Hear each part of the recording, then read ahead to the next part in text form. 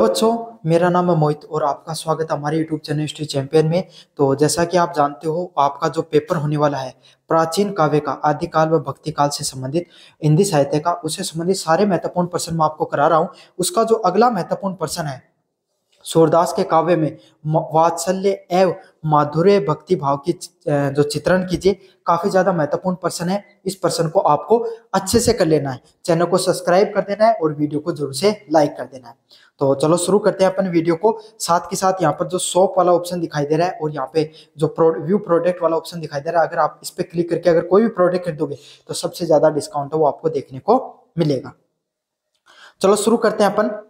महाकवि सूरदास है वो हिंदी साहित्य के कृष्ण भक्ति काव्य धारा के शिरोमणि कवि हैं। मतलब ये समझ लो, अगर भगवान श्री कृष्ण की भक्ति धारा पे अगर किसी व्यक्ति ने साहित्य रचना की है और उनके अगर आप नाम लिखते हो उनका, तो सर्वप्रथम सबसे पहला नाम आपको सूरदास लिखना ही पड़ेगा। इतना बड़ा उनका क्या है, उतना बड़ा उनका चरित्र रहा है भगवान श्री कृष्ण की भक्ति काव्य धारा में। और भक्ति आंदोलन के अगर आप शिरोमणि कवियों की बात करें, सबसे मुख्य कवियों की बात करें, तो उनमें से भी सूरदास का नाम है वो सबसे ऊपर देखने को मिलता है। उनके वात्सल्य रस का सम्राट कहा जाता है।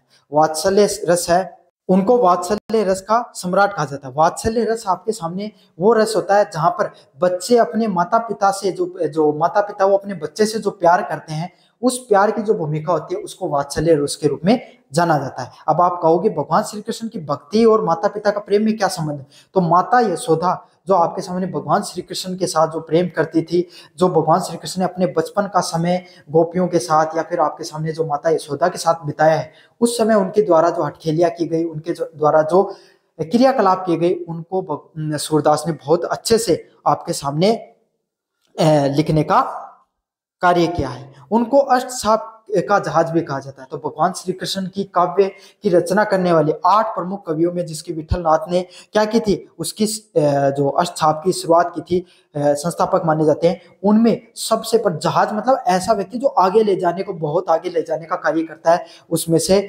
सूरदास का नाम प्रमुख रूप से आता है। उनके काव्य में भगवान श्री कृष्ण की लीलाओं का ऐसा सजीव और विस्तृत चित्रण देखने का मिलता है जिससे वात्सल्य और माधुर्य भक्ति है उसका अनुपम उदाहरण भरे पड़े हैं। मतलब भगवान श्री कृष्ण की जो भक्ति है उसमें उनका वात्सल्य और माधुर्य भक्ति है वो सबसे ज्यादा चरम स्तर की देखने को मिलती है आपके सामने। समझ में आ गया? वात्सल्य भक्ति का चित्रण सूरदास ने भगवान श्री कृष्ण के बाल रूप और उनकी लीलाओं को जैसा मार्मिक व सूक्ष्म चित्रण किया है वैसा अन्यंतर दुर्गम है। मतलब भगवान श्री कृष्ण की जो सूरदास ने जो भगवान श्री कृष्ण के जो रूप है, उसकी जो लीलाएं हैं, उनका उन्होंने जैसा चित्रण किया है, उसका उन्होंने अगर जो सूक्ष्म रूप से दर्शाने का प्रयास किया है, वैसा आपके सामने कहीं और बिल्कुल भी दिखाई नहीं पड़ता है। इतना सूक्ष्म तरीके से, इतना मतलब गहन तरीके से उन्होंने उनका रूप दर्शन को, उनकी जो लीलाएं हैं उनको दिखाने का कार्य किया है। उनके काव्य में माता यशोदा के पुत्र प्रेम और कृष्ण की बाल सुलभ चेष्टाओं को हृदय स्पर्शी वर्णन है। मतलब जैसे एक माता अपने बच्चे से किस तरीके से प्रेम करती है, और माता उसी तरीके से माता यशोदा ने भगवान श्री कृष्ण के बचपन में उनकी नटखट थे, वो मक्खन चोर के नाम से जाना जाता है। माता यशोदा का उनके साथ जो प्रेम था उसको इन्होंने बहुत ही सूक्ष्म रूप से दिखाने का प्रयास किया। सबसे आपके सामने सबसे जो प्रेम के अलग अलग विधाओं में से अगर अपन देखें तो सबसे जो पूर्ण प्रेम की बात की जाती है उसमें बाल जो माता पिता का जो प्रेम है वो सर्वोच्च रखा गया है। उस स्वरूप को इन्होंने दिखाने का प्रयास किया है और उसमें ऐसी छोटी छोटी घटनाएं हैं जिनको अगर आप पढ़ते हो, सुनते हो, तो आपको हृदय को वो चीजें स्पर्श हो जाती हैं। पहला पॉइंट है बाल लीलाओं का सजीव चित्रण करना। सूरदास ने भगवान श्री कृष्ण के जन्म से लेकर किशोर अवस्था तक प्रत्येक गतिविधियों को इतनी विस्तार और जो सौंदर्य से प्रस्तुत किया है कि पाठक है वो जो मंत्र मुग्ध हो जाते हैं। मतलब सूरदास ने भगवान श्री कृष्ण को जन्म से लेकर और किशोर अवस्था तक, मतलब जहां से लेकर वो भगवान श्री कृष्ण का जन्म आपके सामने जो मथुरा में होता है और वहां से लेकर वो जब तक द्वारका नहीं चले जाते हैं तब तक मथुरा में हुआ था, और वहां पे इन्होंने अलग अलग प्रकार की माता यशोदा के साथ रहे, अलग अलग प्रकार की अटखेलियां की, और वहां पे उनसे लेकर किशोर अवस्था तक, जब तक वो द्वारका अपने जो शासन के लिए नहीं चले गए तब तक उन्होंने जो प्रत्येक जो गतिविधि की उसका सबसे सुंदर चित्रण करने का प्रस्तुत किया है। पहला पॉइंट है जिसमें पालने में झुलाना। जसोदा हरि पालने झुलावे, मतलब माता यशोदा को जसोदा बोला गया है, वो क्या करती हैं, पालने। सबसे देखो छोटे छोटे पंक्तियां हैं जिनको आपको याद करना है। उसमें पहली पंक्ति है जसोदा हरि पालने झुलावे, जिसमें क्या है, माता यशोदा है, सॉरी, वो क्या करते हैं, आपके सामने जो भगवान श्री कृष्ण है उसको पालने में झुलाने का कार्य करते हैं। यहाँ माता यशोदा के लाड प्यार, लोरी गाना, पालना, हिलाना और कृष्ण की नींद आने की चेष्टाओं को अत्यंत स्वाभाविक लगती है। मतलब अगर आप जैसे इन लाइनों को पढ़ते हो तो इसमें भी अलग अलग आपकी जो लाइन है उनमें आपको देखने को मिलता है कि माता यशोदा जो भगवान श्री कृष्ण से किस प्रकार से लाड प्यार करती हैं बचपन में, कैसे वो उनको जब नींद आती है तो उनको लोरियां सुनाती हैं, कैसे उनके पालने को हिलाया जाता है, और भगवान श्री कृष्ण है, उनकी जो नींद आने तक उनकी जो चेष्टाएं हैं उनका क्या किया जाता है, वो एकदम आपके सामने अत्यंत वास्तविक व स्वाभाविक लगती हैं आपके सामने।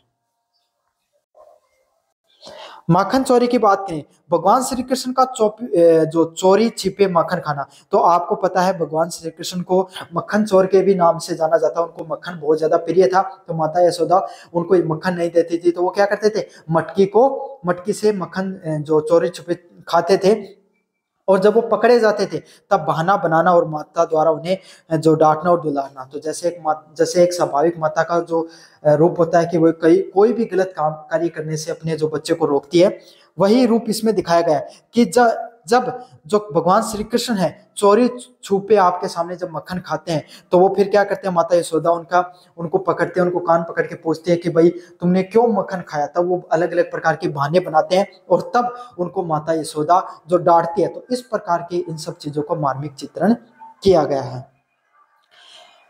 घुटनन चलना, नन्हे कृष्ण का घुटनों के बल चलना और उनके पैरों की पायल की दौड़ने। तो छोटा बच्चा होता है, आपको पता है उसको छोटी सी पायल पहना दी जाती है, जैसे वो चलता है तो उसकी पायल की दौड़नी सुनाई देती है, और उसकी एक तो चहक, बच्चे की जो चहक, उसके जो क्रियाकलाप ऐसे होते हैं कि सारा घर वैसे ही प्रसन्न रहता है उसके क्रियाकलापों से, और जैसे उसकी पैरों की पायल सुनाई देती है तो उससे आपके सामने क्या होता है, बहुत ही ज्यादा जो वातावरण है वो बहुत ज्यादा खुशहाल हो जाता है।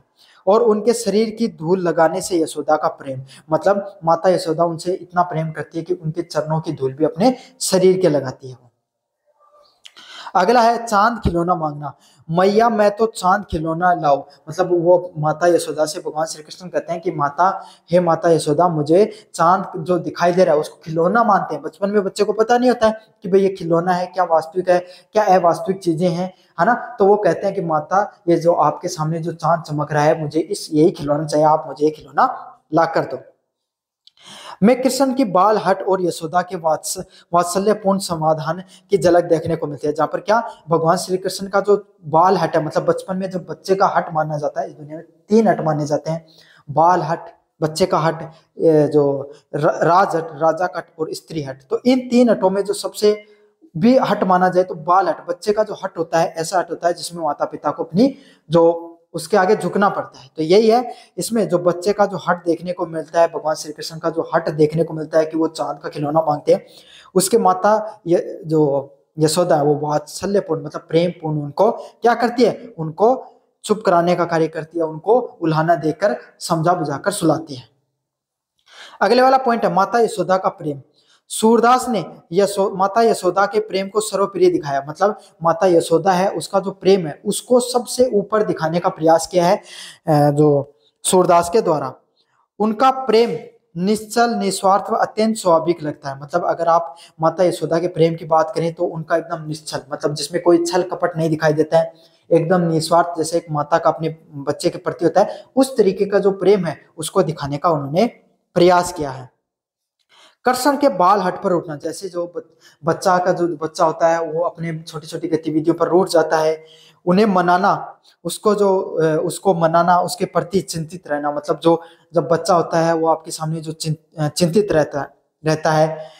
खेलन दूरी जात कहे कत प्यारे, मतलब जब बच्चा उसको हट से मनाना, रूठना और एक दूसरे के प्रति चिंतित रहना। साथ के साथ जो बलराम होती है, जो बलराम है उनके बड़े भाई, उनकी शिकायत सुनना, मैया बहुत बुरो बलदाव, मतलब जो बलराम है वो क्या होते हैं, वो बहुत ज्यादा गुस्सेल होते हैं थोड़े स्वभाव में। तो वो कहते हैं कि मैया बहुत बुरो बलदाव, मतलब जो बलराम है ना वो बहुत ही, मतलब उनका व्यवहार अच्छा नहीं है। उनकी सुरक्षा को लेकर भयभीत रहना, ये सभी माँ की गहराइयों को दर्शाते हैं। मतलब जितने भी जो आपके सामने भगवान श्री कृष्ण के बाल स्वरूप है और माता यशोदा का उनके प्रति प्रेम है, उसको इन्होंने बहुत ही गहराई से चित्रण करने का कार्य किया गया है आपके सामने सूरदास के द्वारा। अगला है बाल मनोविज्ञान का ज्ञान। सूरदास को बाल मनोविज्ञान का अद्भुत ज्ञान था। मतलब जो सूरदास की बात करें, उन्हें जो बच्चा होता है उसकी कैसे हटखेलियां होती हैं, बच्चा कैसे अपने गतिविधियां करता है, छोटी छोटी गतिविधियों के बारे में जो आपके सामने सूरदास है बहुत गहरे से ज्ञान था। उन्होंने बालक कृष्ण के मन की जो चंचलता, जिद, भोलेपन और चतुरता और निश्चलता को बड़ी कुशलता से चित्रित किया है। आप सबको पता है बच्चा जब छोटा होता है तो अलग अलग प्रकार की गतिविधियां करता है, और अगर आपको उसके बारे में ज्ञान नहीं होता है, अगर आपने उस जीवन को नहीं देखा है, बच्चे के जीवन को, तो आप नहीं लिख सकते हो। तो सूरदास ने जो भगवान श्री कृष्ण का जो बाल स्वरूप है उसमें कैसे बच्चे के मन में अलग अलग प्रकार के विचार आते हैं, वो चंचल होता है, वो जिद करता है, वो भोला, उसके बातें सुनकर आपको बिल्कुल भोलापन लगता है क्योंकि उसे अज्ञानता है, ज्ञान नहीं है ना। कुछ काफी बार वो गलती करता है तो वो चतुराई से छिपाने का प्रयास करता है। तो ये सब चीजें जो दिखाई देती हैं उसको उन्होंने बहुत ही गहराई से क्या क्या है आपके सामने दिखाने का प्रयास किया है। जो माधुर्य भक्ति है उसका चित्रण करना आपके सामने।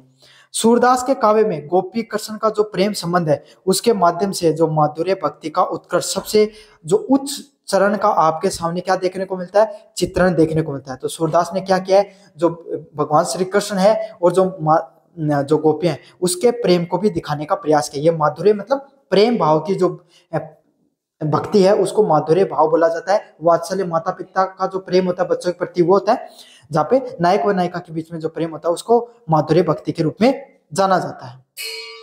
यहाँ ईश्वर और भक्त के संबंध प्रेमी व प्रेमिका का, मतलब यहाँ पे अगर आप ईश्वर व भक्त के बीच में जो स्थिति होती है वो एक प्रेमी व प्रेमिका जैसी होती है, उस प्रकार के जो आपके सामने जो काव्य की रचना होती है उसको माधुर्य भक्ति के नाम से जाना जाता है।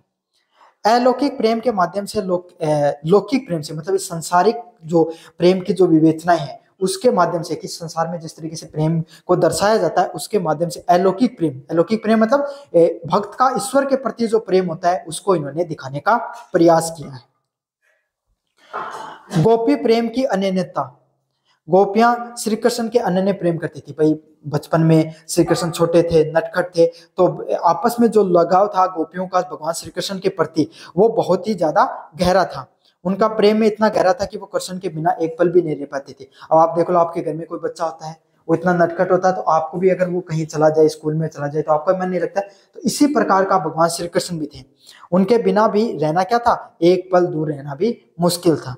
कृष्ण ही उनके जीवन के आधार और जो सर्व थे। मतलब वो भगवान श्री कृष्ण को ही अपना जीवन का सर्वव्यापी आधार मानते थे। दूसरी बात है कि भगवान श्री कृष्ण खुद ब्रह्मा का रूप थे, तो वो इस माध्यम से, भगवान श्री कृष्ण के माध्यम से, उनके जो लौकिक रूप के माध्यम से वो सीधे ब्रह्मा से की भी क्या कर रहे थे, प्रेम कर रहे थे। तो ये अलौकिक प्रेम भी वहां कहीं ना कहीं दिखाई देता है। उदाहरण के लिए हमारो हरील को लकड़ी, मतलब हमारा जो हरी है ना, हरी उनके लिए हरील पक्षी की लकड़ी के समान है, जो वो कभी भी नहीं छोड़ सकते। मतलब हरील एक पक्षी होता है जो अपने साथ सदैव लकड़ी को लेकर चलता है। तो इस रूप में गोपियां हैं वो श्री कृष्ण को देखती थी कि भाई हमारे लिए तो भगवान श्री कृष्ण एक हरील की लकड़ी की तरीके से है, जैसे हरील है वो लकड़ी को नहीं छोड़ता है, गोपियां वैसे भगवान श्री कृष्ण को नहीं छोड़ना चाहती हैं। चितवन रोके हुए न रोके, मतलब उनकी आंखें भगवान श्री कृष्ण, चितवन मतलब आपका जो रूप चिंतन है ना, वो रोके न रही, मतलब आंखें वो भगवान श्री कृष्ण को देखे बिना बिल्कुल भी नहीं रह सकती हैं। विरह का वर्णन करना और मार्मिकता करना। कृष्ण के मथुरा गमन के बाद गोपियों के विरह की चित्रण सूरदास ने अत्यंत मार्मिक ढंग से किया है। जैसे आपके सामने भगवान श्री कृष्ण है मथुरा को छोड़ के द्वारका चले जाते हैं तो गोपियां क्या अधूरी रह जाती हैं। तो उस समय उनका जो विरह मतलब उनके जो भगवान श्री कृष्ण से दूरी का समय का जो व्यथा होती है उसको भी उन्होंने बहुत ही व्यवस्थित तरीके से बहुत ही आकर्षक ढंग से दिखाने का प्रयास किया, मार्मिक ढंग से, जिसको अगर आप पढ़ते हो तो आपके अंदर भी थोड़ी व्यथा उत्पन्न हो जाती है। यह विरह केवल शारीरिक दूरी नहीं बल्कि आत्मा का परमात्मा से बिछो होता है। मतलब अगर अपन इस दूरी की बात करें तो ये सिर्फ शारीरिक ही दूरी नहीं होती, मतलब एक तरीके से एक शरीर की एक जो शारीरिक रूप से एक दूर होना नहीं था बल्कि आत्मा का परमात्मा से, मतलब मैं बता रहा हूँ निर्गुण जो ब्रह्मा के रूप थे भगवान श्री कृष्ण खुद, वो जैसे उन्हें ऐसे लग रहा कि वो ब्रह्म जो आत्मा से परमात्मा उनसे दूर चले गए हैं। उद्धव गोपी संवाद में भ्रमर गीत इसी विरह का उत्कृष्ट उदाहरण है। तो उनके द्वारा आपके सामने जो उद्धव गोपी संवाद एक उनके द्वारा एक पूरा काव्य की रचना है, भ्रमर गीत एक काव्य की रचना है जिसमें आपके सामने इन्हीं की बात की गई है, जहाँ पे गोपियां उनके विरह वेदना में क्या करती हैं, तड़पती रहती हैं। उनके बारे में जो व्यथा उसको व्यवस्थित रूप से आकर्षक ढंग से उनकी जो व्यथा है उसको मार्मिक ढंग से जिसको आप पढ़ते हो तो आपके हृदय के अंदर भी भावनाओं की जागरण है वो देख हो जाता है। उत्कृष्ट उदाहरण है गोपियां अपने प्रेम भक्ति के बल पर ज्ञानी उद्धव को भी निरुत्तर कर देती हैं। जैसे उदाहरण के लिए बिनु गोपाल बैरिन भये कुंज, मतलब वो क्या कहते हैं, बिना भगवान श्री कृष्ण के जो ये आपके सामने कुंज है, कुंज मतलब क्या होते हैं, कुंज कलाएं जो आपके सामने जो जहाँ पर जो वाटिकाएं होती हैं जहाँ पर पेड़ पौधे लगे होते हैं वो जो कुंज है जो वो भी उनकी क्या बन गए, शत्रु बन गए। जो पहले पेड़ पौधे जहाँ पर वन जो मथुरा का क्षेत्र था जहाँ पर वो खेलते थे उस पहाड़ में, वो भी अब उनके दोस्त नहीं दुश्मन बन गए हैं। ये लता लगत अति शीतल अब भई विषम ज्वाला की कुंज, जो ये आपके सामने जो लता मतलब पेड़ पौधे थे ये आपके सामने एकदम शीतल लगते थे, ये धारा है आपके सामने ये जो शीतल लगती थी अब इस जो ज्वाला के कुंज के समान लगती है आपके सामने। संदेशन मधुबनी कूप भये, मतलब इतने संदेश भेजे हैं कि मधुबन के कुएं भर गए हैं। समझ में, इन्होंने जो गोपियों ने इतने संदेश भेज दिए हैं कि जो मधुबन के जो कूप है, कूप मतलब कुएं है, वो पूरे भर चुके हैं। तो इस प्रकार से उन्होंने जो गोपियों की व्यथा को दिखाने का प्रयास किया है। अगले वाला पॉइंट है रूप सौंदर्य व लीलाओं का आकर्षण होना। गोपियां कृष्ण के रूप सौंदर्य और उनके मोहक लीलाओं की मुग्ध थी।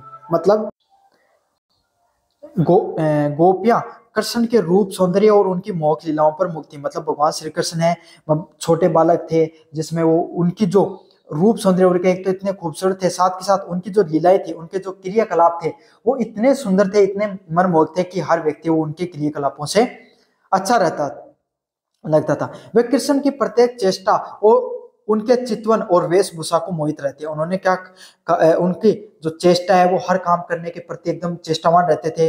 चितवन उनका मन और वेशभूषा वो उन्हें क्या मोहित करके रखती थी। उदाहरण के लिए सजनी निरखी हरि का रूप, मतलब जो सजनी है प्रेमिका है वो क्या है, निरखी है हरि के रूप देखकर, मतलब जो गोपियां हैं वो भगवान श्री कृष्ण के रूप सौंदर्य को देखकर निरख जाती थी, रूप सौंदर्य उनका देखकर खुश हो जाती थी। प्रेम की एक निष्ठा, गोपियों का प्रेम एक निष्ठ है, मतलब उनके प्रति एकदम पूर्ण रूप से वो समर्पित हैं। वे किसी अन्य देवताओं या योग साधना को स्वीकार ही नहीं करती है, मतलब वो भगवान श्री कृष्ण के अलावा किसी अन्य भगवान को अपने जीवन में स्वीकार ही नहीं करना चाहती हैं। साथ के साथ उन्हें केवल श्री कृष्ण ही सब कुछ है। उनके लिए जीवन में बात कहें तो भगवान श्री कृष्ण को ही अपना सर्वव्यापी और सब कुछ मानती हैं। अधो मन मानने की बात पद में वे अपने एकनिष्ठ प्रेम की दृढ़ता को निश्चित करते हैं। वो क्या कहते हैं, अधो मन मानने की बात, मतलब हमारा मन तो श्री कृष्ण भगवान श्री कृष्ण की बात ही मानता है। इस प्रकार की जो बातें उन्होंने जो अपने काव्य में लिखे हैं इससे ये दिखता है कि वो पूर्ण रूप से भगवान श्री कृष्ण के प्रेम में के प्रति समर्पित थी। सूरदास के काव्य में वात्सल्य और माधुर्य भक्ति है। वात्सल्य माता पिता का अपने बच्चों की जो प्रति प्रेम होता है, माधुर्य भक्ति जो आपके सामने जो भक्त और जो ईश्वर के बीच में जो प्रेम देखने को मिलता है उसका एक घुली मिली प्रतीक, मतलब दोनों को इन्होंने बहुत ही सुंदर चित्रण किया है। इन दोनों भावों में मानवीय धरातल पर लाकर उन्हें सार्वभौमिक बना दिया। मतलब दोनों की जो भावनाएं हैं, दोनों जो आपके सामने रस हैं, दोनों की भावनाओं को इन्होंने धरातल पर लाकर उन्हें एकदम वास्तविक चित्रण करने का प्रयास किया है। उनकी पदों में ब्रज भाषा का ऐसा मधुर और प्रभाव में प्रयोग हुआ कि वे हिंदी साहित्य के लिए अमूल्य धरोहर बन गए। मतलब इन्होंने अपने पदों में जो ब्रज भाषा है उसको इतना व्यवस्थित ढंग से, इतना प्रेम से, इतना प्रभावी ढंग से प्रयोग किया है, जिससे हिंदी साहित्य है वो क्या है, एक अमूल्य धरोहर, मतलब बहुत ही शानदार उसका आपके सामने अनेक स्थान बन गया। हिंदी साहित्य में सूरदास का योगदान है वो बहुत ही सर्वप्रिय स्थानों में से गिना जाता है। तो ये था आपके सामने सूरदास के काव्य में वात्सल्य और माधुर्य भक्ति का चित्रण। काफी ज्यादा महत्वपूर्ण प्रश्न है। इससे संबंधित आप सूरदास से संबंधित आपके काव्य रचना से संबंधित प्रश्न आ सकता है, तो ये भी करना है आपके सामने। और घुमा के प्रश्न आ जाता है तो लगभग ये कर देना, यहाँ से आपको अच्छे खासे नंबर मिल जाएंगे।